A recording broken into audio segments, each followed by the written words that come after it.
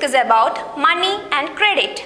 In this modern world, we require money for attaining anything and everything. Money gives happiness and splendor to human life, but everybody doesn't have sufficient money to satisfy their needs. Therefore, we are forced to welcome credit money from financial institutions like bank. When we are studying about money and credit, it is very vital to know about the Reserve Bank of India, which is shortly known as RBI. The Reserve Bank of India is India's central bank and monetary authority.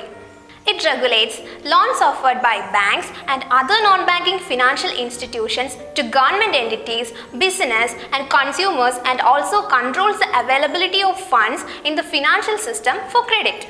Now we are going to discuss money as a medium of exchange. First point is, money is a fascinating subject. In our day-to-day life, every transaction is made in money. Second point is, a person can hold money in hand and can easily exchange it for any commodity that he wants. The third point is, in an economy where money is in use, can solve the transaction problem such as double coincidence of funds.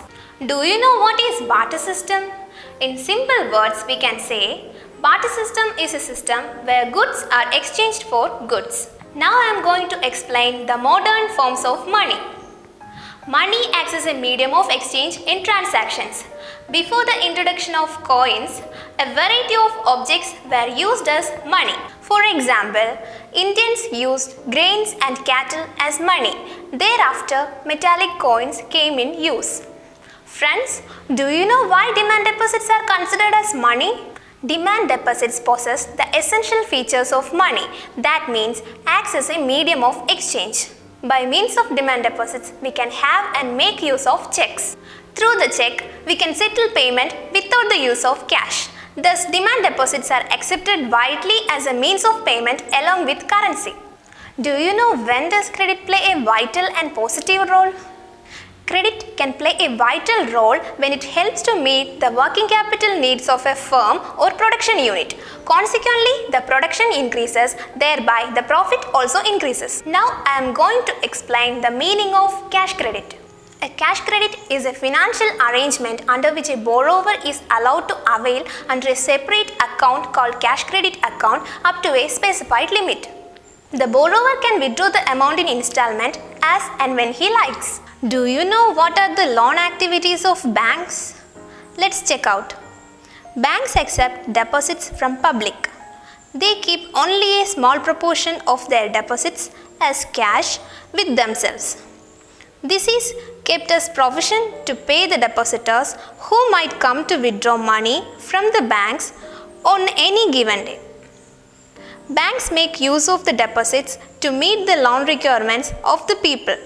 In this way, banks act as a mediator.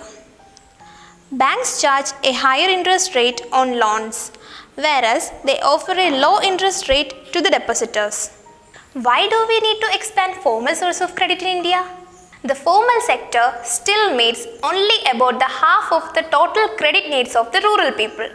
The remaining credit needs are met from internal sources. Most of the loans from the informal lenders carry a very high interest rate and do little to increase the income of borrowers. At present, the richer households who receive formal credit, whereas the poor depends on the informal sources. Thus, it is necessary to expand formal source of credit in India. So friends, in this lesson, we have learned that credit is the pillar of development. In the developing economy like India, the bank credit is a very important input variable for the production function of industrial, agricultural, commercial and allied productive activities.